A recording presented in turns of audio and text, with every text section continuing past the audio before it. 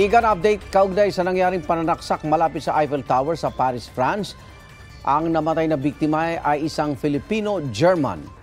Nagpaabot ng pakikiramay ang French Embassy na nagkumpirma sa nationality ng biktima.